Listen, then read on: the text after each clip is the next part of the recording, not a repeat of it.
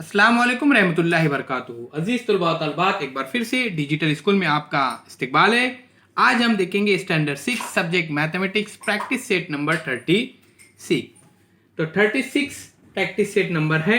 आइए प्यारे बच्चों, इसका क्वेश्चन इस तरह से है, observe the figures below and right the types of the triangle based on it's angle. तो देखिए प्यारे बच्चों, यहाँ पर एंगल बेस पर हमको इसके टाइप्स बताने के हैं।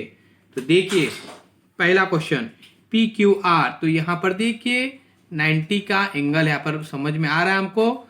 यहाँ पर देखिए आसानी के साथ, क्योंकि ये जो है वो राइट एंगल का सिंबल है। तो यहाँ पर आएगा triangle P Q R is a right angle triangle, इस तरह से यहाँ पर लिखना है। सेकेंड देखिए प्यारे बच्चों, यहाँ पर एक जो है वो क्यू वो 90 डिग्रीज का है।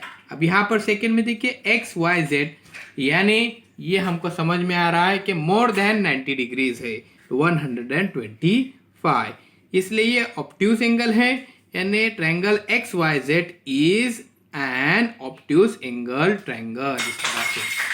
थर्ड देखिए, तो प्यारे बच्चों ये थर्ड जो है ट्रायंगल एल एम एन, तो triangle L M N, L है 70 डिग्रीज, एम 48 डिग्रीज और एन 62 डिग्रीज, यानी इसके जो तीनों भी जो ट्रायंगल है यहाँ पर देखिए एंगल जो दिखाई दे रहे हैं हमको, ये है एक्यूट एंगल, इसलिए triangle L M N is acute angle triangle यहाँ पर हो जाएगा इस तरह से। आइए अब हम आगे बढ़ते हैं और क्वेश्चन नंबर सेकेंड देखते हैं। तो देखिए observe the figure below and right the types of triangle based on side. तो बेस्ड ऑन साइड लिखना है हमको यहाँ पर।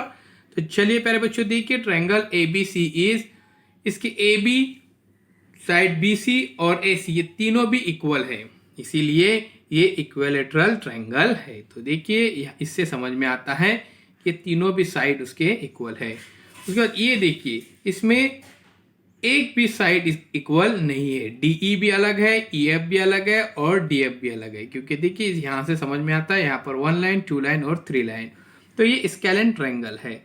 उसके बाद थर्ड देखिए यहाँ पर triangle you V W is, ये आइसोसेलेस ट्रायंगल है, क्योंकि इसके दो साइड क्या है, इक्वल है।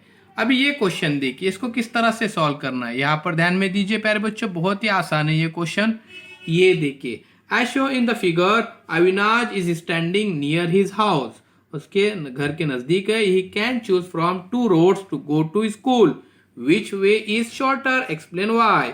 तो देखिए AC एक रास्ता है उसको स्कूल से घर जाने के लिए और घर से स्कूल, उसका दूसरा है A B और C, तो रोड AC इज शॉर्टेस्ट।